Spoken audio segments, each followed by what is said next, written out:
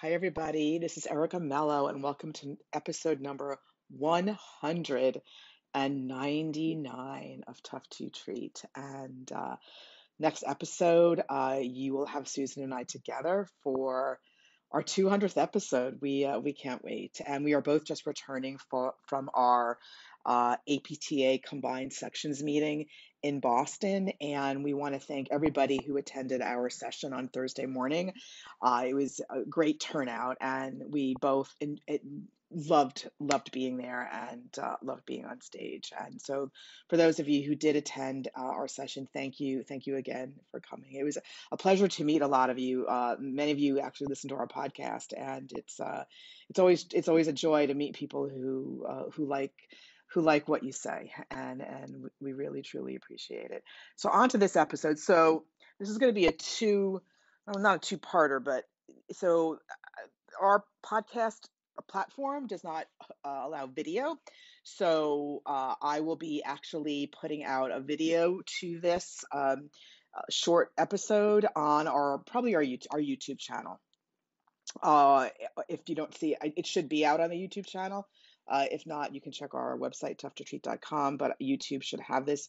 There are some slides from my part of our CSM presentation on treating the tough to treat. So on the YouTube channel, I'll have some slides, and I'll be going over the slides a little bit as if you were there. It's a very small part of the presentation, but I thought for those of you who didn't get a chance to come to the combined sections meeting, I can at least show you a little snippet of the video on the YouTube channel. So that will be a different audio, obviously, but you'll have a visual. So this episode really is about finding your patient's driver, as all of our episodes are, right? We're always trying to find out what is the primary driver, what region of the body or regions, in many cases, are the driving influence behind your patient's pelvic girdle pain, knee pain, neck pain, right? It could be anything. And so a lot of it is, about the narrative. We've talked about this a lot on our podcast. And if you listen well and shut out the noise, you will be able to find their driver. 80% of the story of your patient's story will lead you to the driver.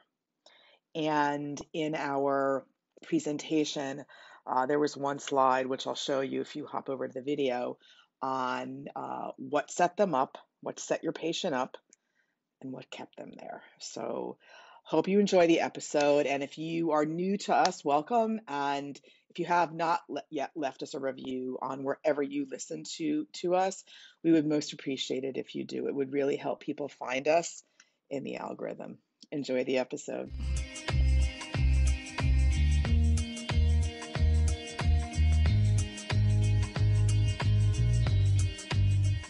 Hi, everybody. This is Erica Mello, and welcome to episode number 199 of Tough to Treat. And if you listen to the podcast already, the audio, you'll know that this is sort of a companion piece. Some things are actually meant for video, and I thought this episode was. And Susan and I are just coming off of our combined sections meeting in Boston, and we really had a wonderful time. And this is just for those of you who didn't attend.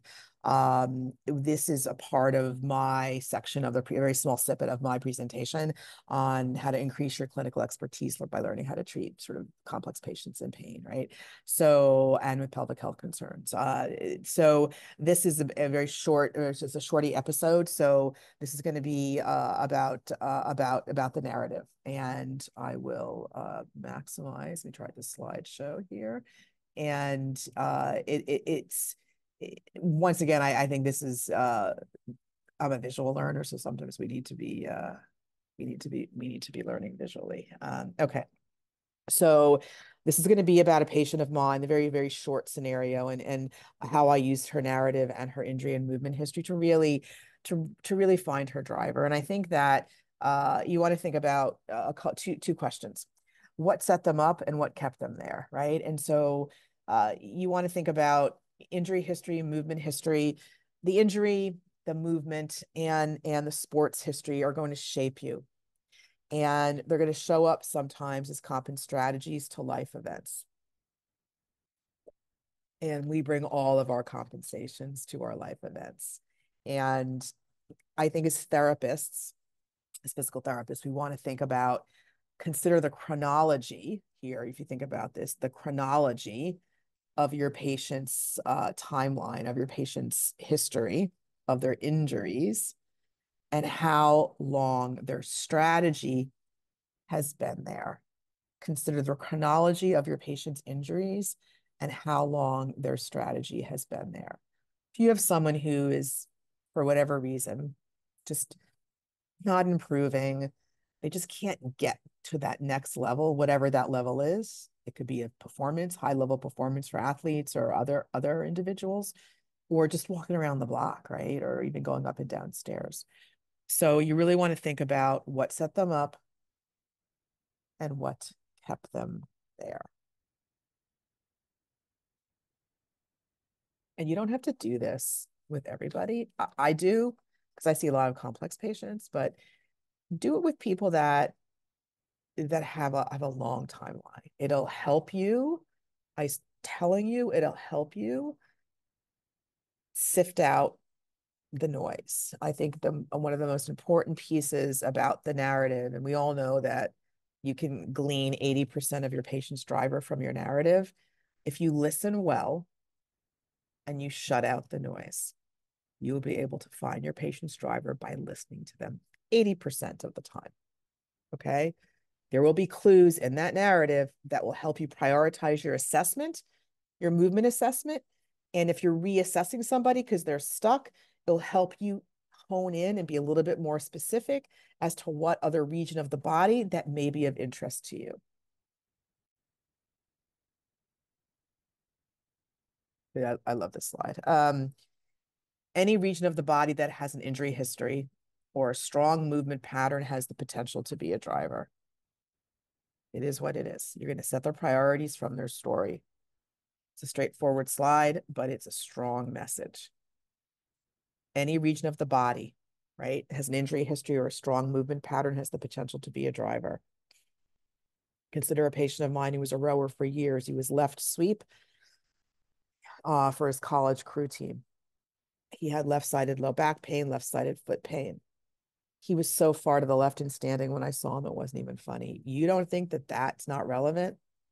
That's relevant. And it was one of his drivers. Okay. His thorax.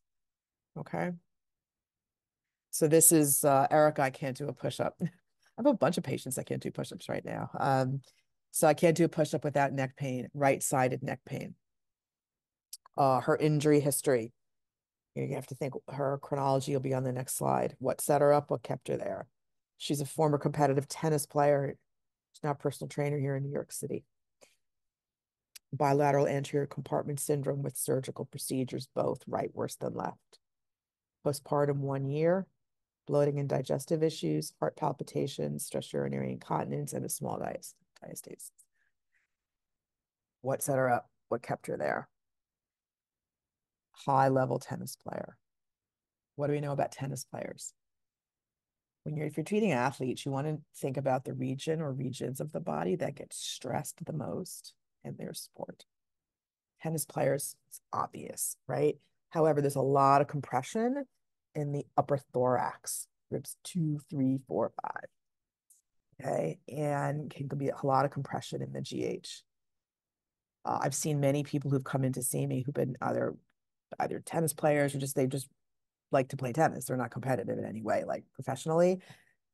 And they all have, and they're on their dominant side, a lot of congestion and soreness and restrictions in their upper thorax. So that's a level, that is a region of the body that you want to assess in these people, okay, in these patients. It's going to go on your magnet board. I talk a lot about, doing a magnet board, and I'll go into that in a second. All right. That's her timeline. A big timeline. She's played tennis since the age of 7. She's a bilateral compartment syndrome with surgical procedure. History of heart palpitations. Been worked up. It's common. You see that a lot. No cardiac issues. I always ask my patients about heart palpitations. For those of you who heard me speak, I talk about it's a lot. It clues you into a certain region of the body that could potentially be a driver, and I'll talk about that in a second.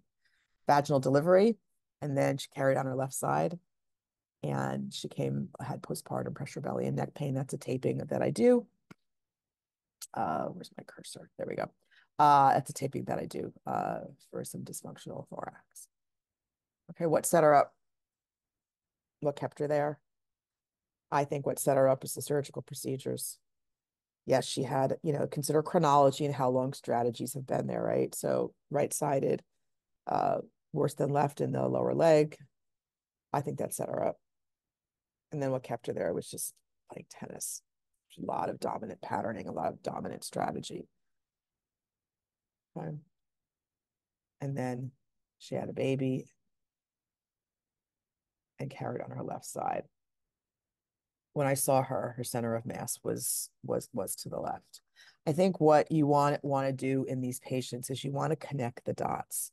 I talked about, connecting their chronology and connecting their movement history. You want to connect the dots in this timeline, right? And correlate it with what you're seeing in front of you and your patient's story. You'll see in the next slides, her center of mass was way to the left. Why? Does that match what you're seeing? You may have patients that have multiple sided injuries. It's up to you and your clinical reasoning to shut out some of the noise and hypothesize as to what injuries or movement history is relevant for what they're seeing you for. And this is a very mild timeline. At our combined sections meeting, I had a patient whose timeline was crazy. Okay. And I left half of it out. A more tough patient, obviously, but you need to sift through the noise and correlate their injury and their movement history to what you're seeing. Okay. What do you think is going to go on her magnet board, her priority list? Her neck, obviously, because that's her area of meaning. I had a patient some years ago. He's a golfer. He had right-sided knee pain, and it was really when he hit the ball during the downswing. So that's when the club head meets the ball in the golf swing. And he had a lot of torquing in his knee and his hip, and it really bothered him. And they came to see me because I was different, or I am different, and they wanted something different. And so I was like the 10th therapist or 11th therapist that this kid had seen. And I didn't really look at his knee. His knee was not on the priority list for me. The kid's probably going to turn pro right now. He's an excellent collegiate golfer right now. So, but my point being is that it is an area of meaning for him, but I made a decision not to look at it because they would have left, right?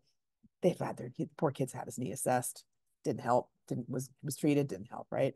So with her neck was on my list because it was an area of meaning, excuse me. Thorax, why? One is a common pattern I see, but two, why do you think that is? Tennis playing, what we know a lot about what happens to the thorax in tennis playing, as I mentioned earlier. Heart palpitations, where does the cardiac sinus sit in the thorax, right?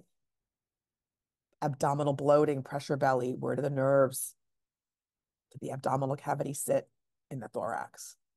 She didn't have any complaints of anything in her thorax, but it's on the list because I'm correlating her symptomology with her timeline. Okay, this may take a bit of pattern recognition on your part, but I see this a lot. And so for me, it's a pattern that I see. Feet, obviously, because of her injury and surgical history. Shoulder, less so, but I put it on there because it's part of the push-up. Pelvis, not so much. I didn't think it was her driver.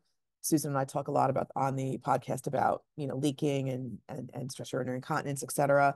A lot of times it's not the pelvis, that's the driver in those cases. So I did not assess it. So you want to think about what is her dominant pattern.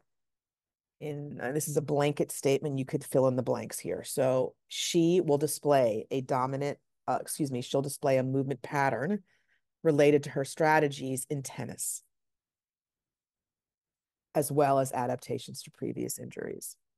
Remember, we bring all of our life's compensations, excuse me, all of our compensations to our life events. We bring all of them to our life events. And you could just fill in the blank. You could say, she will display a movement strategy, excuse me, a movement pattern related to her strategy in sitting, walking, hockey, football, soccer, walking, carrying the baby. It could be anything, as well as adaptations to prior injuries. That's why it's so important to do the timeline. You're looking for a dominant strategy that you're going to see across many movements. And here we go. How would you start based on her narrative? Think. If you looked at just upper quarter, like head rotation, trunk rotation, arm lift, you would miss something. Your patient would plateau. Okay. I know everybody has different skill levels, but you want to think about assessing a movement pattern that takes into account your priority list.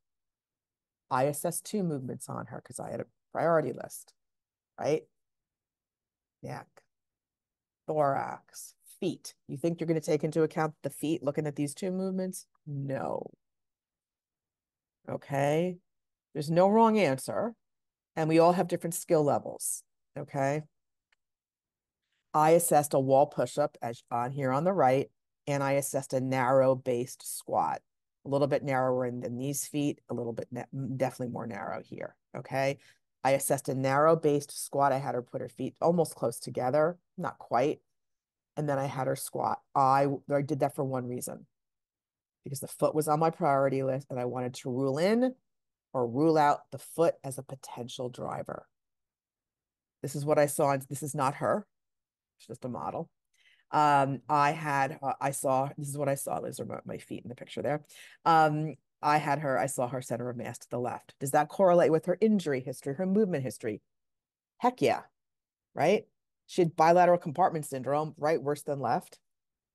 And she carried a baby on her left side. No wonder she's offloading her right side. She's so dominant on the left. If you go on the wall and do a push-up and you just biased yourself to the left side, you're going to feel all that compression in the upper quarter, that right GH, right upper thorax. I had her do that and she went right to the left against the wall. I can assess this at my skill level at this point in my career. This is just a short video. I don't know if you can hear the audio. There was really no audio, to be honest, but I saw that. I mean, you want to train your vision. We all did that during the pandemic when we were doing telehealth. That actually made me a better therapist because I couldn't touch people. So I trained my vision. And when I went back into the clinic, I wanted to see or feel what my eyes saw. Okay. So what do you think her driver was? Does anybody have any idea? Her driver was her thorax and her right foot. If you missed the foot, you would be limited as to your progression in upright activities. Okay, so if you just found your driver, however way you do it, your assessment, and you had her start doing squatting and split squat maybe, and even a push-up, or even a push-up on the wall, and you didn't treat her foot, you'd be stuck because she would still display the dominant pattern in upright activities to the over to the left. Okay. You can certainly start your patient supine, prone, things like that, side lying. But if you really start to advance her and challenge her, as she will need to be challenged, especially with the foot, you'll have to go back to her timeline and see if you missed something, because her foot was one of her was a strong secondary driver for upright activities. Oh, okay. Clues in the narrative. Why thorax? Where does the cardiac sinus sit? Remember, you're trying to connect the dots. And Susan and I talk a lot about center of mass on our podcast. And at the end of the day, it's about their nervous system. I'm trying to find a way into my patient's nervous system, and their movement system. And if you get stuck finding a way into that system, that systems, change something. Narrow their base of support, widen their base of support, see if they look different. I'm not looking to reproduce symptoms. If I do, okay. I'm looking for their experience. Is there something you're feeling that you don't want to be feeling? Is there something that, it doesn't have, it could be a loss of power, like in an athlete, right? It could be a sense of something's off, right? Athletes are very in tune with their bodies. If there's a driver in the lower extremity playing into their symptoms, modifying the base of support can change how her body adapts. It's right here on the slide, right? In the photo, you can see that narrow base of support, much like my patient on the wall. It reduced her upper quarters ability to adapt. So what does she do? She translates her thorax and her head to the left. It is very easy for us to offload an injury on one side by just translating our thorax. It's really hard to, pelvis is a bit harder to offload just because of it's attached to our legs. The thorax, people say the thorax is really stiff. It actually is not unless there's like it's trauma. I don't believe that thoraxes are stiff inherently. You may see restricted movement, but that's not often a stiff joint. It's poor control, poor neuromuscular control. There's an overactive system, and you need to end up finding the system that's underactive. Okay. And I have a patient now I'm treating. He's a former military, and he can't do a push-up. And he's had mid-thoracic pain, a lot of injuries. And uh, what I found very interesting is I modified the push-up position. I had him just go on like the push-up bars on the floor, significantly better. What does that tell you? I just changed something. I modified my way into his system. It tells me that there could be something in hand, wrist, right? It would correlate with his injury history, right? And so just change something, and you will learn how that patient adapts. If they're better, worse, no change. Uh, this clearly she offloaded her right side, and in the example I just gave, some wrist sprains were inherent in his history, and that's why just using a support with a dumbbell or push-up bar made him feel better, right? Or there could be neural tension, right? You're saying, well, Erica, how can it possibly be that the foot is driving her neck pain? There's a long answer to that, but the simple answer, it's the nervous system and it's gravity. Gravity is a significant input into our nervous system. This influences our muscular activity and our loading through tissues. Our center of gravity changes. It changes after injury, as you've seen, right? With this particular patient. When you find the primary driver, it will eliminate the need for other muscles to work. So her primary driver was her thorax and her foot. It changed the muscular recruitment of her upper core. Okay. And she was able to center herself and actually be able to go down and do a push-up. So the easiest, simple answer is, it's a lot of it is center of gravity and how we change our center of mass over base of support. Also, patients have very sensitive nervous systems, and you know, you touch their foot and their head rotation gets better. I do have patients like that. Okay. And it's all about the nervous system. But once again, it's about how our body responds to gravity. Okay. When we have an old injury, we offload. We offload. It's common, very common. It should happen. And it becomes more of a compensation over time or an adaptation. And we normalize it.